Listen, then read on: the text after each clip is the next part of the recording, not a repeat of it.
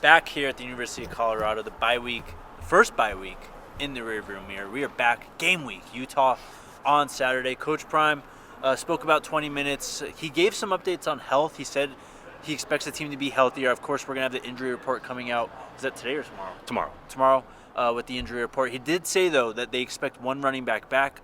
I would expect that either being Draylon Miller or Simeon Price. I think Simeon Price, if I had to make a quote-unquote favorite, he would be the favorite, so that's exciting. I mean, this team has really gotten rolling with the running game the last few weeks. Yeah. And in my opinion, Simeon Price was emerging as one of, if not the best back on the team at that point. No doubt about it. I mean, like you said, it remains to be seen who that running back is that they'll get back healthy this week. But like I said, it doesn't really matter who's been back there. Whether it's been Dallin Haney, whether it's been Michael Welch, whether it's been Trackhawk or Simeon or somebody else. Mostly because of guys like Zaire McGill getting the job done, locking stuff down. I see you, Big Z. But, this offensive line, this running game in particular, has been one of the most improved parts of this team. And we're going to have to see it this weekend against Utah on the road, because if you want to win on the road, you got to bring your run game with you. And this physical offensive line for Colorado has been a real shining part of this team. So we got to see more of that this weekend, and hopefully with some more luck in the health department, we'll see maybe the best version of this running game with this offense that we've seen all season on Saturday.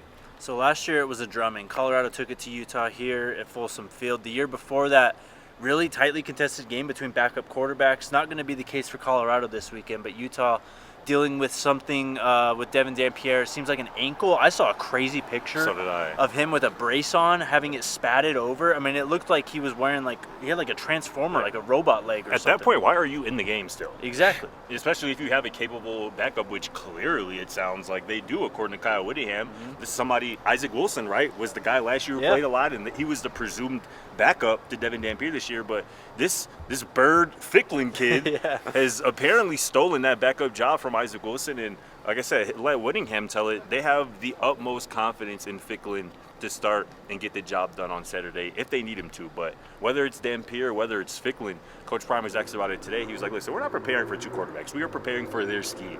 And I think that's a smart way to go about it, because if you've seen the little bit of action that Bird Ficklin has got as a Utah Ute, him and Dampierre aren't super different. Obviously, they're both kind of dual threat players. They both can make plays with their legs. They obviously can throw the football, but it's going to be a run-first attack. They're going to use the quarterback run no matter who's in there. So I think that's a smart way to go about it. Like Utah, you know who they are offensively now at this point of the year, and that's not going to change much no matter whether it's Dampierre or Ficklin. Yeah, I mean, Coach Prime straight up said, right now we're just preparing for what they do well. He said they're preparing for the scheme, not the players. Yep.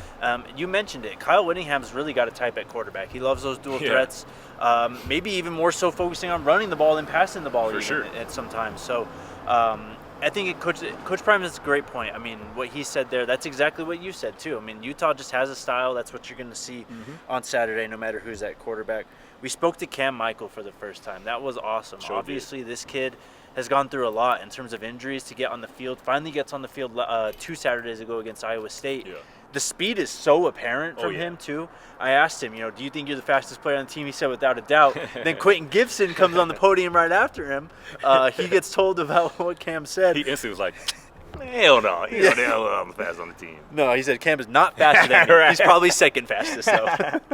That's hilarious, man. I love to see that. Did you know that Cam was going to talk to us today when you asked Coach Prime that question? I did not know. Wow, you just spoke it into existence. Shout out to you. But it's cool. It's so cool hearing from Cam and seeing Cam be healthy, because, as you know, as everybody knows, he has dealt with a lot of injuries, multiple injuries the last 2 seasons, his first 2 years on campus here at Colorado. We finally got a glimpse of him right before the bye week. And even in kind of limited opportunities, look at the box score, the running total isn't going to jump out at you, but you watch him run the football. Yes. You watch him with the ball in his hands. There is something special there. And whether it's on offense or maybe even defense, Cam Michael can make an impact, because Coach Prime said today that he wants to see more of Cam Michael on defense. And obviously, Cam Michael said today that was one of the biggest reasons he wanted to come to Colorado, was to show his versatility. He feels like wherever they put him, he can make plays, and I agree with him, because that's a talented brother right there. That's going to be it for media this week, actually. Day off tomorrow, so we'll be back, I guess. Next time, well, we'll have the show, but we'll be in Salt Lake the next time we talk to the coaches and the players, and we'll see y'all then.